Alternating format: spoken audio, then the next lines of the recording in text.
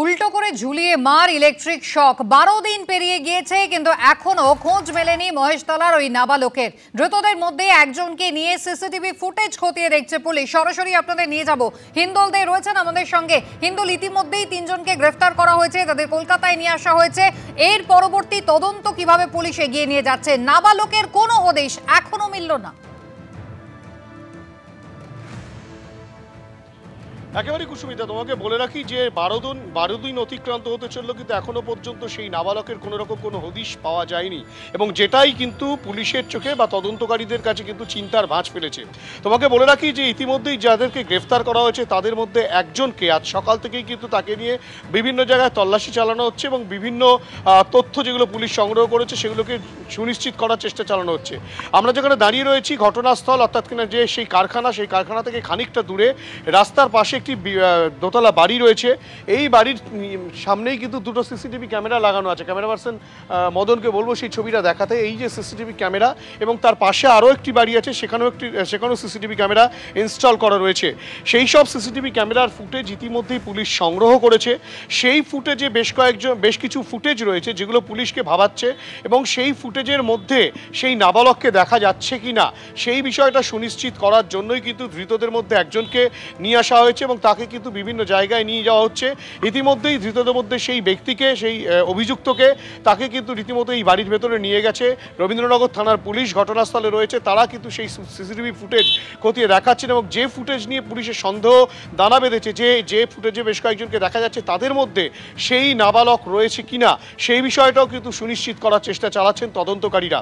যেহেতু 12 দিন প্রায় অতিক্রান্ত হতে চললো কিন্তু এখনো পর্যন্ত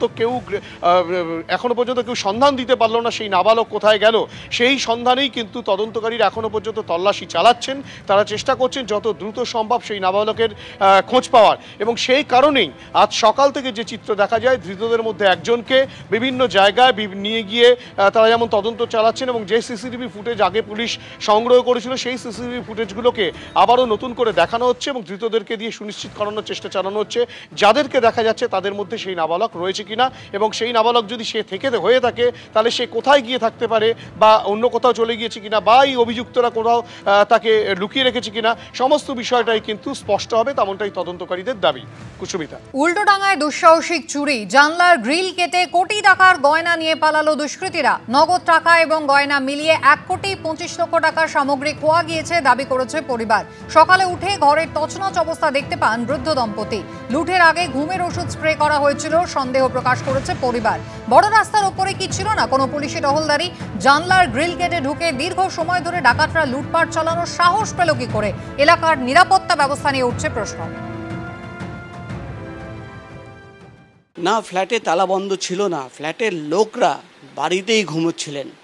ডাকাতরা আসলো, এই জানলার গ্রিল ভাঙলো, বাড়ির ভেতরে ঢুকে গিয়ে একটা রুমে তারা যায়, সেখান থেকে আলমারি থেকে সমস্ত গয়না, সমস্ত জিনিস এই রুমে নিয়ে আসে। সমস্ত জিনিসপত্র এবং গয়না এখানে নিয়ে এসে বেছে বেছে সময় নিয়ে কিন্তু তারা লুট করেছে।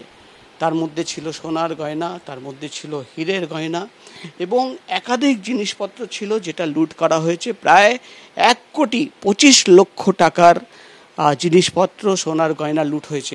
ডাকাতরা ঠিক এই জানলা দিয়ে ঢোকে, সামনের আলমারি খোলে এবং তারপর চলে যায় এখান থেকে সামনে এই রাস্তায় ড্রয়িং রুম ক্রস করে সামনে আরেকটা রুম আছে যেখানে এই পরিবারের 2 জন বয়স্ক লোক যারা সিনিয়র সিটিজেন তারা ঘুমোচ্ছিল।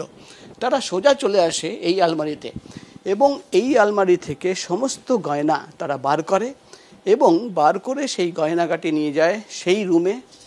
সেখানে গিয়ে তারা বেছে বেছে সব মাল নিয়ে বেরিয়ে যায়। আমার বাবা হার্ট পেশেন্ট আছে আর মা হাই ডায়াবেটিক পেশেন্ট আছে, কোনো দিন ঘুমায় না। ওই দিন কী হয়েছে, দুজনই সকাল অবধি ঘুমাচ্ছিল। সকালে মা উঠেছে 6:30টার সময়, দেখলো সব খোলা আছে। মা ওখানে গেল তো দেখলো সব ওখানে থেকে চলে গেছে আর ওই গ্রিলটা ভাঙা আছে। 1,25 লাখের উপরে তো এখন অবধি কাউন্টিং আমরা করেছি। যে পুলিশের আধিকারিকরা তদন্ত শুরু করেছেন এই বাড়ি থেকে উল্টোডাঙ্গা থানা মাত্র 300 মিটার দূরে, এবং যে বাড়িতে আমি দাঁড়িয়ে রয়েছি এটা হচ্ছে একদম উল্টোডাঙ্গা স্টেশনের পাশে মেন রাস্তার বাড়ি, এমনও না যে কোনো গলির ভেতরেই বাড়ি, একদম মেন রাস্তার উপরে বাড়ি। সারা রাত ঘুম হয় না, কোনো দিন ঘুম হয় না। কালকে কি হয়েছে না হয়েছে জানি না, ঘুমই ভাঙেনি, পুরো খালি করে দিয়েছে।